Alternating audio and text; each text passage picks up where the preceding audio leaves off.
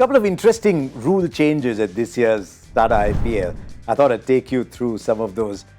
Two of them very important. I think one is more of a game changer than is being talked about. The other is being talked about much more. I don't think it'll have such a huge impact. To me, the bigger impact will come from the captain taking two teams out. Can you imagine how much time they will spend thinking, what if I bat first, what if I bowl first? So the captain's actually going to take two teams out. If you win the toss and bat, here's my team. If you win the toss and bowl, here's my team. But each team will come with its impact substitute already mentioned in there. You can name up to 4 substitutes. One of those can be used as your impact player. Now, the advantage with that is that sometimes a toss was determining the outcome of a game, and you're stuck with the team that you have, and you sometimes think, oh, if only I'd known I was bowling second, I could have fitted in this extra player. Now you can do that.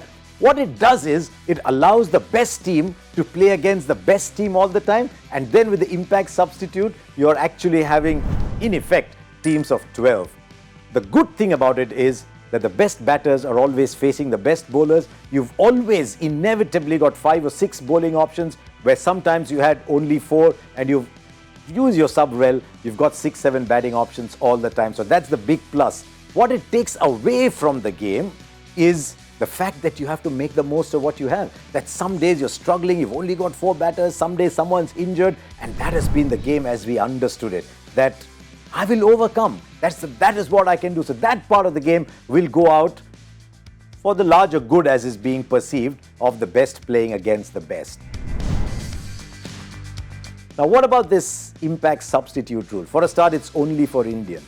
So if you've got 4 overseas players in your side, and I thought a good example of that was, say, someone like Rajasthan Royals, who had Trent Bolt and Ubaid McCoy. One bowls very good, very well at the start.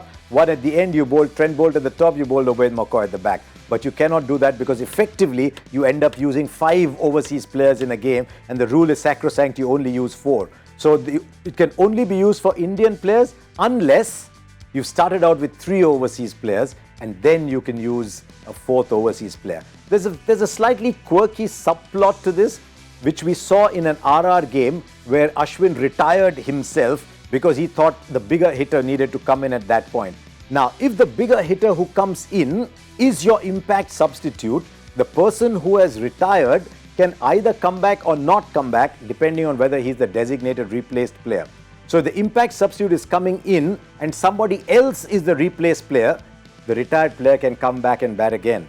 But if the retired player is a designated replaced player, then he can't come out to bat again. So there's 2 things to worry about. One is the impact substitute player coming in and out, and if you do use, if a player does retire out, then whether or not he comes back. So those are the 2 things to think about. There's just a little quirky subplot to that whole story. So very interested to see how teams use it. Typically, you'd imagine that teams that are made up of specialist players, so many batters, so many bowlers, might want to use that impact substitute rule a little bit. Or if you've got players like an Amit Mishra, Piyush Chawla, who can only come in and play a specific role now at the stage they are in life, you could use that. But it adds to the greater curiosity. It gives you a little peg to follow the game by a little bit more. There's some other interesting rules.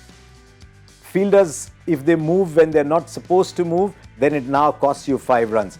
You were never supposed to move in the first place, because when the batter sees the field set, you can only move forward while taking a stance. Otherwise, you're changing the field, and that's considered an act of deception. Or the wicket-keeper can sometimes suddenly move towards slip because he knows what the bowler is going to bowl, or more likely suddenly move to leg slip in anticipation of a scoop. No, you cannot do that. You cannot do that anymore. It'll cost you 5 runs.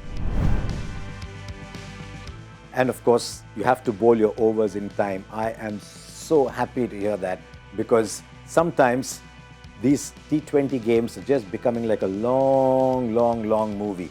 So you, at the scheduled close of the innings, you see how many overs you've bowled. If you've only bowled 18, then for the remaining 2 overs, you have 1 fielder less outside the circle. You only get 4 fielders outside the circle instead of 5.